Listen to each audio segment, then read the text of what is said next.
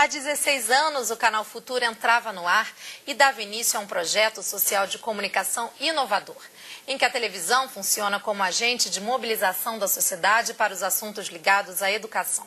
Para o Canal Futura, a televisão não deve apenas ser assistida, ela deve ser usada como uma ferramenta de educação e formação, oferecendo entretenimento e conhecimento.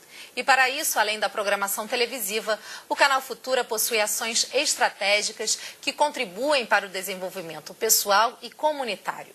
Desde 1997, foram mais de 120 mil horas de programação. Hoje, o Canal Futura está presente na vida de milhões de brasileiros. Para você ter uma ideia, 94 milhões de pessoas têm acesso à nossa programação. Desses, cerca de 2 milhões são educadores que utilizam os programas do Canal Futura em atividades pedagógicas. E para falar sobre essas ações e sobre a trajetória do Canal Futura, eu recebo aqui no estúdio Ana Paula Brandão, coordenadora geral de mobilização e articulação comunitária do Canal Futura, Daniel Cara, coordenador geral da campanha nacional pelo direito à educação, e Antônio Góes, jornalista e o novo consultor em educação aqui do jornalismo do Canal Futura. E você em casa, como sempre, também pode participar. Tire suas dúvidas e envie seus comentários para o Twitter e para o Facebook do Canal Futura, ou você pode ligar para a gente no telefone 0 operadora 21 3523 4098. Ana Paula, Daniel, Antônio, muito obrigada. Boa tarde para vocês. Ana Paula, eu queria começar com você. Você trabalha aqui no canal há 15 anos, quase a idade aí do Canal Futura. Como é que é essa experiência de trabalhar num projeto social, né, tão inovador ligado à educação como o Canal Futura? É uma experiência. Obrigada pelo convite. É uma experiência incrível, né? Eu sou ligada à área de comunicação e o Canal Futura talvez seja o único espaço que lhe permite completar o ciclo, né? Você produz comunicação e atua na implementação desses produtos comunicativos, educativos e consegue, né, ter o retorno desse material que, de uma forma ou de outra, reverbera na programação novamente, né? Então, a gente completa o ciclo e isso é muito interessante. Eu acho que é uma experiência única para quem trabalha com comunicação como eu. Legal. Antônio, você, diferente da Ana Paula, está chegando agora, você está apresentando uma série de programas, né, uma entrevista. Como é que está sendo participar desse projeto para você? Para mim está sendo bárbaro. Eu tenho 16 anos de cobertura de educação como repórter especializado, mas nunca tinha tido essa experiência com TV. Então, assim, está sendo um aprendizado para mim. Então, o canal do conhecimento eu também estou aprendendo aqui com vocês. E chego muito animado, ciente da minha responsabilidade, porque estou aqui substituindo uma pessoa que é muito querida para mim, um grande jornalista de educação, o Rossetti, né, que está indo trilhar outros mares, né, navegar outros mares. Então, estou muito... Sei que a responsabilidade é grande, mas estou muito animado. O Rossetti, inclusive, participou com a gente de uma entrevista na entrada anterior do programa. E, Daniel, a campanha surgiu em 99, tem praticamente a mesma idade do Canal Futura, né? E nós realizamos trabalhos parceiros, né? Temos aí a mesma ambição, né? E lutar pela educação. Como é que você acompanha o trabalho do Canal Futura? O Canal Futura ele acompanhou as principais políticas públicas na área de educação, especialmente na educação básica, né? Para nós da campanha, a nossa principal conquista foi a incidência no Fundeb, que é o fundo que financia todas as matrículas da educação básica, da creche até o ensino médio. E o Canal Futura ele acompanhou isso muito de perto, discutiu a questão da política de cotas, a emenda constitucional 59/2009, que estendeu a obrigatoriedade do ensino para os 4 aos 17 anos. Então, o Canal Futura tem construído a pauta de educação junto conosco, dando uma possibilidade da gente entrar em contato com milhares de educadores, isso é fundamental, e tem feito isso de maneira responsável, sempre problematizando as grandes questões. Então, é uma parceria que para nós é muito importante. Questões essas que vão além da programação da televisão, né, Ana Paula? Como, por exemplo, a área que você coordena, que é a área de mobilização comunitária. Conta um pouco do trabalho da mobilização.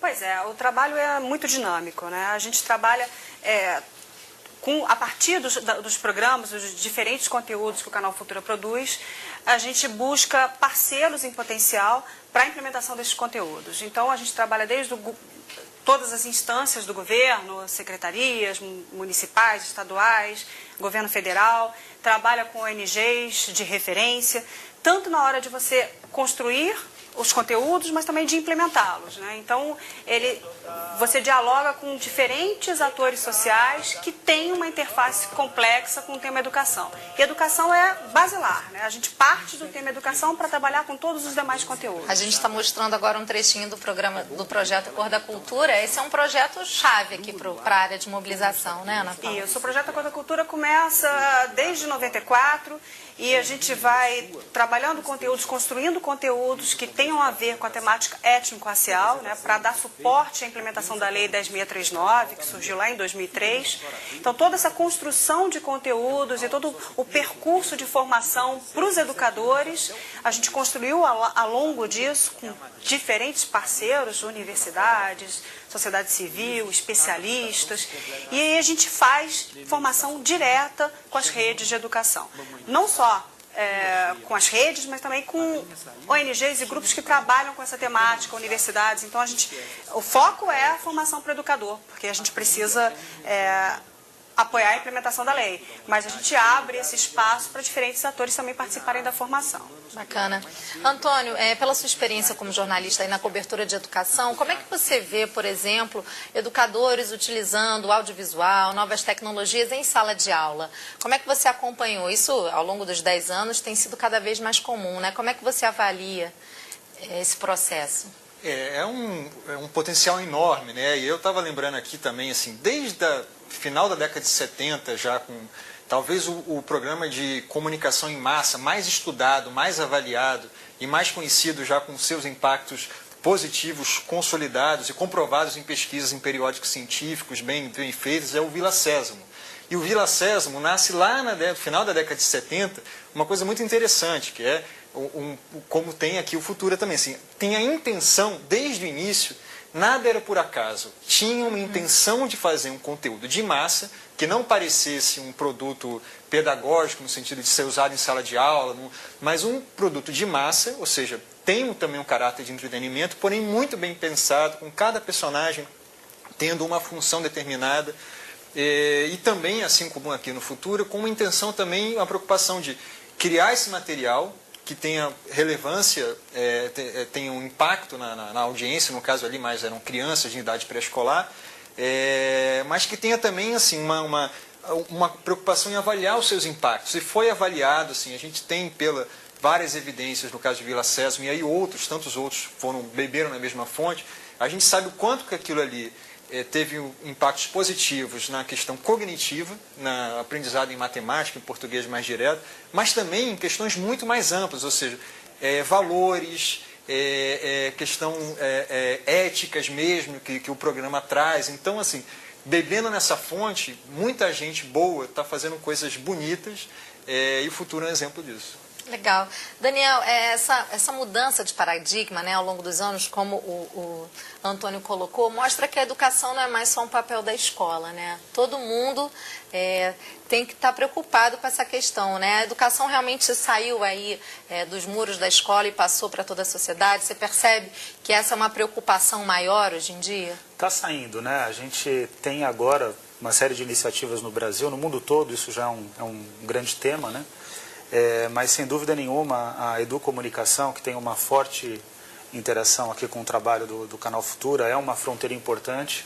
A educação em tempo integral, ela exige essa saída da educação dos muros da escola, quer dizer, a educação precisa ganhar a cidade, então tem todo um trabalho sobre cidades educadoras que tem sido desenvolvido no Brasil. E o que eu acho que é mais salutar é tentar, de fato, fazer com que os projetos que o Futura trabalha, aquilo que o Futura trabalha em termos de conteúdo, saber aproveitar bem aquilo que o Brasil fez muito bem. O Sítio do Pica-Pau Amarelo, acho que é um outro...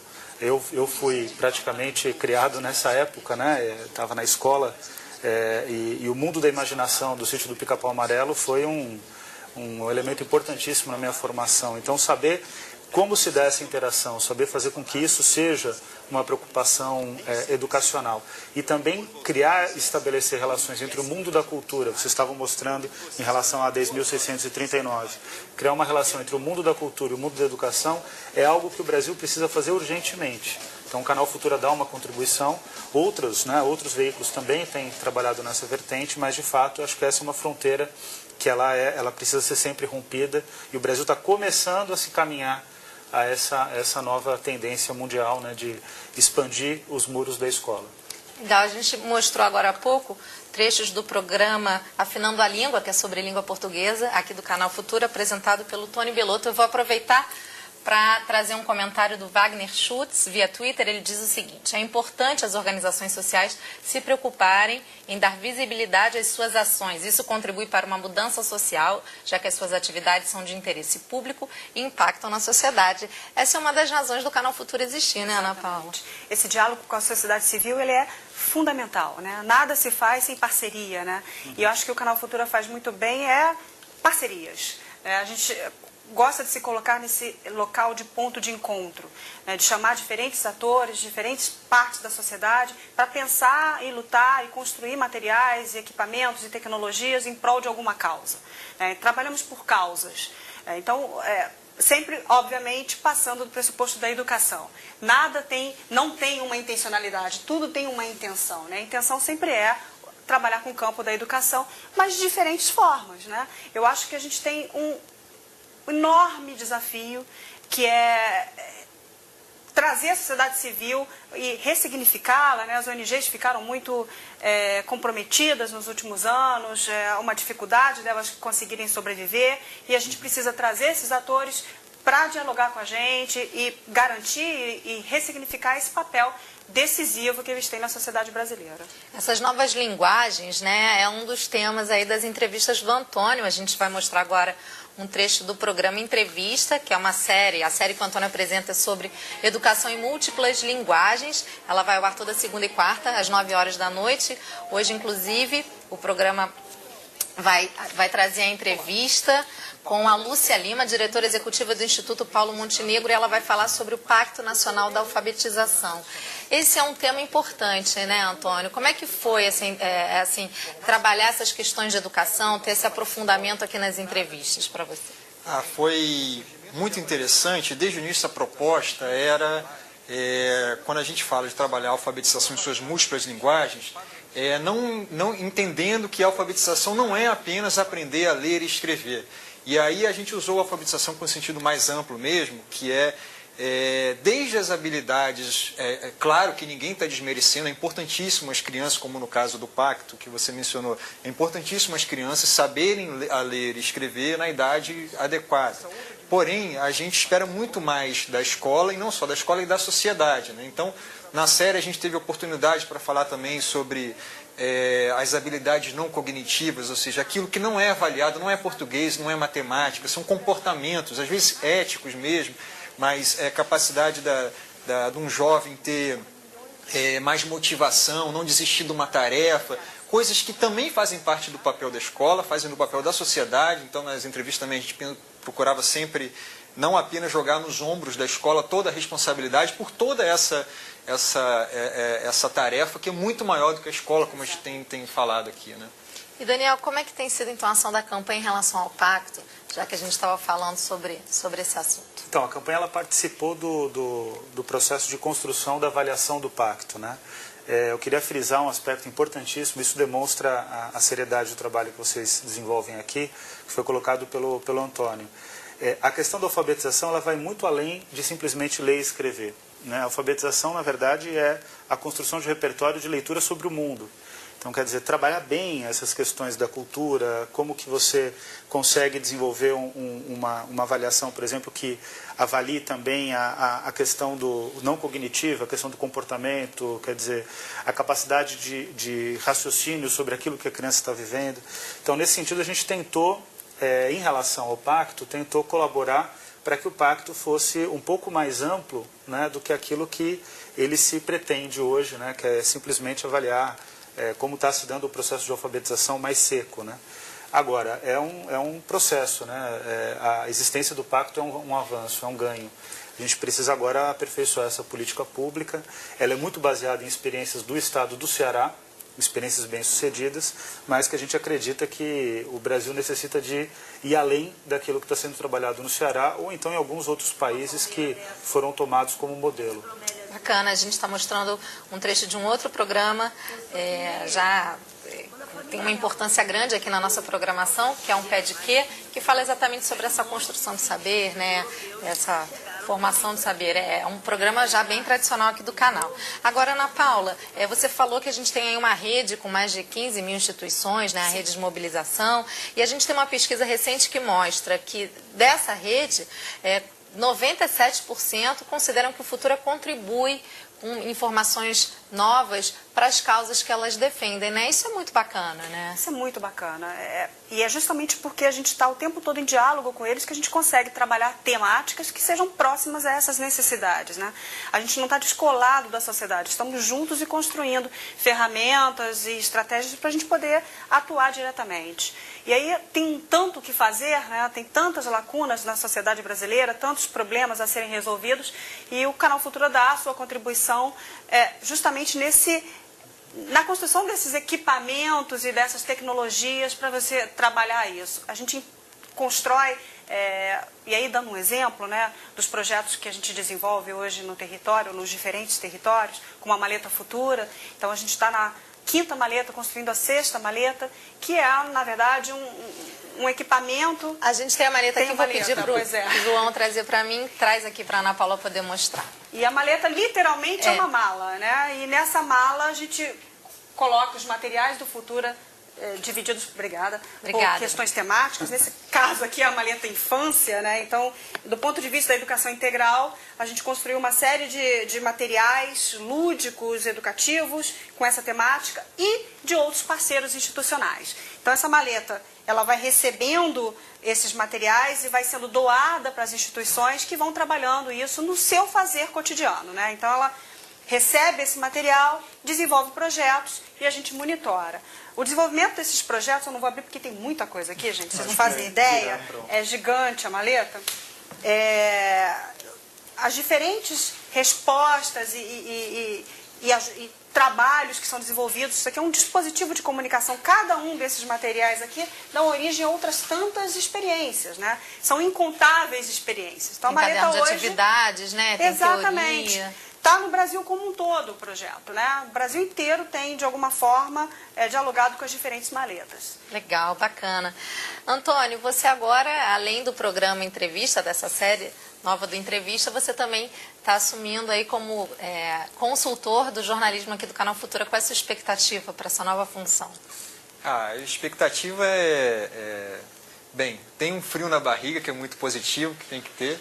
Eu me sinto um pouco, enfim, eu sou Flamengo doente, ultimamente bastante doente, digamos assim, mas eu me sinto assim como alguém passando uma chuteira para mim, como um garoto ali querendo entrar, louco para mostrar trabalho, para contribuir.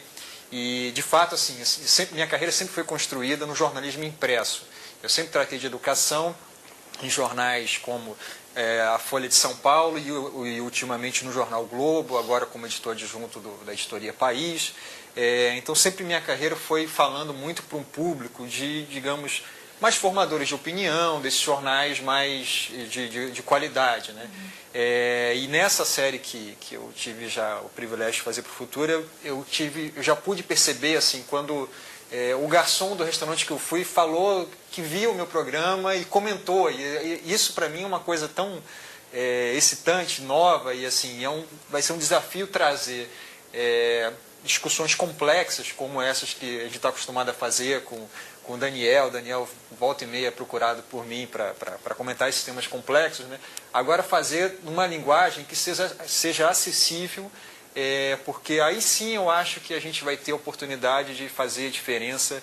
De um lado, o jornalismo impresso tem o seu papel de fazer diferença para o formador de opinião pública, mas agora aqui tá um barato. Estou muito animado. Legal. Boa sorte desde já. Obrigado. Daniel, para a gente terminar, qual é o foco do trabalho da campanha atualmente? Agora o nosso foco é o Plano Nacional de Educação. É provável que amanhã ou na quarta-feira, né, dessa semana, nós tenhamos a votação do relatório no Senado Federal, numa comissão, que é a Comissão de Constituição e Justiça. Nós tivemos uma atuação muito forte em relação à questão do petróleo para a educação, a vinculação, né, não só dos royalties, mas também do Fundo Social do Pré-Sal. Enfrentamos uma certa resistência do governo. O Antônio tem estado acostumado, né? A campanha, ela muitas vezes questiona a forma como o governo interpreta os projetos em defesa, sempre no caso da campanha, de mais recursos para a educação. O plano trata sobretudo, né, vai ser um grande instrumento jurídico, né, previsto na Constituição para a organização da educação nacional, mas com certeza ele vai precisar de muito acompanhamento e controle social. Então a gente conta com o Canal Futura no sentido tanto de acompanhar jornalisticamente, mas também de fazer uma interpretação do plano que seja mais palpável para a sociedade, né? Infelizmente as leis elas são escritas de uma forma que poucas pessoas entendem. Então o Canal Futura também tem essa habilidade em fazer com que as coisas sejam traduzidas numa linguagem prática, efetiva e que faça diferença na vida das pessoas. Você pode contar com a gente para isso. E Ana Paula, para a gente terminar também, quem tiver interesse em conhecer um pouco mais do trabalho da mobilização, alguma instituição que ainda não faça parte dessa rede, como é que é? Pois bem, a gente tem alguns canais de comunicação, né, os telefones, o site do Futura, e nós temos uma equipe distribuída aí no Brasil como um todo, né, que pode também ser essa ponte e essa relação. Mas entre em contato com os canais regulares do Futura e a gente pode trabalhar juntos. A gente sempre busca instituições que estejam aí por temas, né, por causas, mas que estejam espalhados aí no Brasil, que têm interesse em trabalhar com Futura. É sempre um prazer. Muito obrigada, viu? Infelizmente o programa acabou. Obrigada, Ana Paula, parabéns pelo trabalho. Antônio, bem-vindo, boa sorte. Daniel, muito obrigada mais uma vez pela sua presença aqui. A você de casa, obrigada pela companhia. A gente volta amanhã a partir das 2h30 da tarde. Até lá. Passa muito rápido.